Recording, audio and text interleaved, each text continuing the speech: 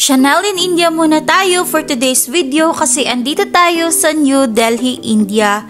Flex ko lang tong bag na galing sa kaibigan ko na si Kate na sobrang ganda, sobrang authentic at galing po ito sa Bali, Indonesia.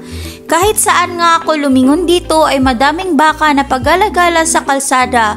Kung nasa Pilipinas to ay matagal na tong naging beef steak.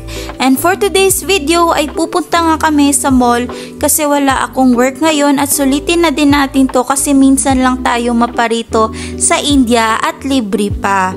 At eto na nga 2 hours or about 1 to 30 minutes yung biyahe namin papunta sa mall. Pagdating nga ay nagutom kami kaya kumain kami ng vegetarian hotdog at saka gelato dito sa Gianni's na sobrang sarap kasi ito daw yung pinakasikat sa India. At eto nga, nag-order nga ako ng strawberry cheesecake at sobrang sarap talaga niya. Matamis na maasim-asim at lasang-lasa mo yung strawberry at mafe-feel mo din yung strawberry bits. Pagkatapos naming nag-time zone ay umuwi na agad kami kasi baka maabutan kami ng midnight sa sobrang traffic pa naman dito, guys. Naghanap nga kami ng ibang daan pero wala kaming choice kasi kahit saan ka pumunta ay ang lala talaga ng traffic kaya sumulong na kaagad kami. Sobrang laki ng lane na ito kasi ito yung nagkokonekta ng iba't ibang states ng India. Kaya hindi mo na kami dumiretso umuwi, no, kasi grabe talaga yung traffic. Ine-enjoy muna namin yung araw na to kasi wala akong trabaho.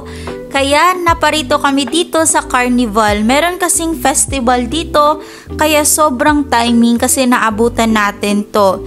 Siguro yung nakakasakay ng mga rides na ito ay yung may mga malakas lang ang loob. Ako kasi ay hindi kaya hindi talaga. Nagtingin-tingin lang ako, video.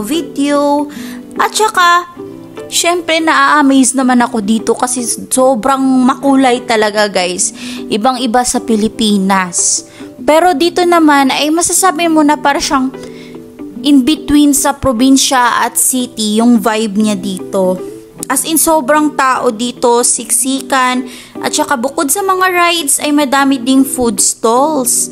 Yan ngang ride na yan, guys, ay pang bata po yan. Kaya talagang gulat na gulat ako kasi may 3 bata dyan sa taas na sila lang talaga yung nakasakay at hindi sila natatakot.